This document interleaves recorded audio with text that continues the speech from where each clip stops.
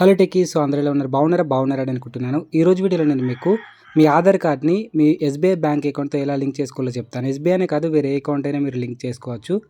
So ఇలా link లేకపోతే ఏంటంటే మీకు ప్రభుత్వ పథకాలు కానీ, స్కాలర్‌షిప్స్ కానీ రావన్నమాట. అంటే ఇబ్బంది పడతారు అవి రావడానికి.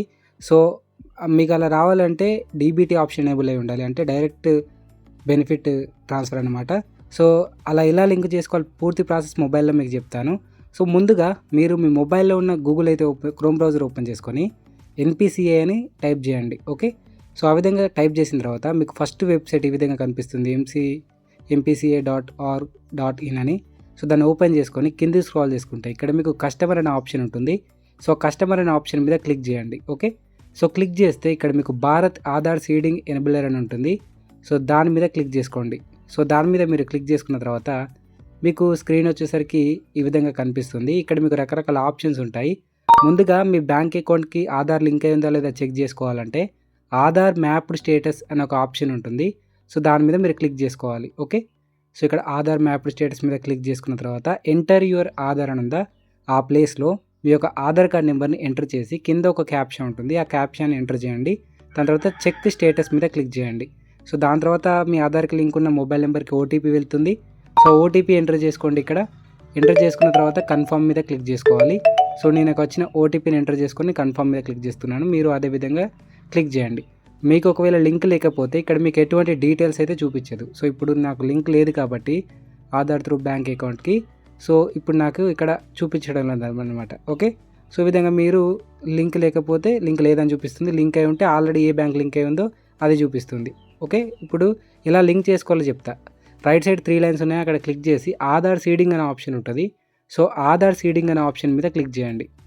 అక్కడ క్లిక్ చేసుకున్న తర్వాత ఎంటర్ యువర్ ఆధార్ నెంబర్ అని ఉందా, సో అక్కడ మీ ఆధార్ నెంబర్ని ఎంటర్ చేసి ఇక్కడ రిక్వెస్ట్ ఫర్ ఆధార్ అని ఉందా, ఇక్కడ మీకు సీడింగ్ అనే ఆప్షన్ ఉంటుంది. ఆ సీడింగ్ అనే ఆప్షన్ని ఎనేబుల్ చేసుకోండి. దాని తర్వాత ఇక్కడ సెలెక్ట్ యువర్ బ్యాంక్ ఉంటుంది.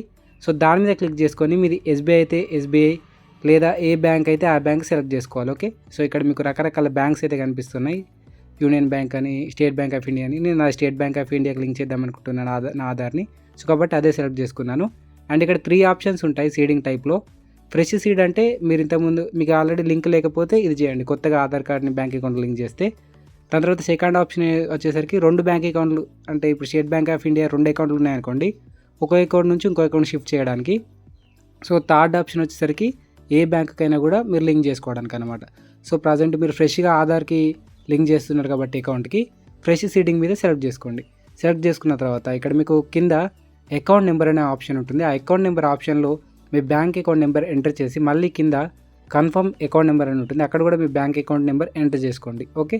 సో దాని తర్వాత ఇక్కడ మీకు ఒక టిక్ బాక్స్ ఉంటుంది, ఒక బాక్స్ ఉంటుంది. ఆ బాక్స్ని టిక్ చేయండి బ్లూ కలర్లో.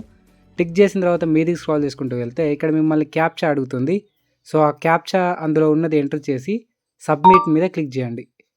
సో అలా సబ్మిట్ మీద క్లిక్ చేసిన తర్వాత టర్మ్స్ అండ్ కండిషన్ చూపిస్తుంది, మీదికి స్క్రాల్ చేసుకుంటూ వెళ్ళండి. అండ్ తర్వాత అగ్రీ అండ్ కంటిన్యూ మీద క్లిక్ చేయండి. సో దాని తర్వాత మళ్ళీ మీకు ఒక ఓటీపీ అయితే రావడం జరుగుతుంది. ఆ ఓటీపీని అయితే ఇక్కడ మీరు ఎంటర్ చేసుకోండి.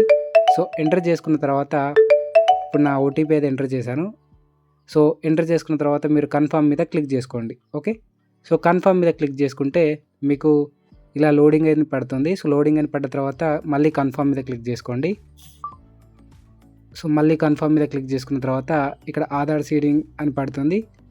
సో ఇక్కడ స్టేటస్ చూపిస్తుంది సక్సెస్ అని. సో ఈ విధంగా చూపించిందంటే మీకు సక్సెస్ఫుల్గా మీ యొక్క బ్యాంక్ అకౌంట్ ఆధార్ కార్డుకి లింక్ అయినట్టు. ఓకే.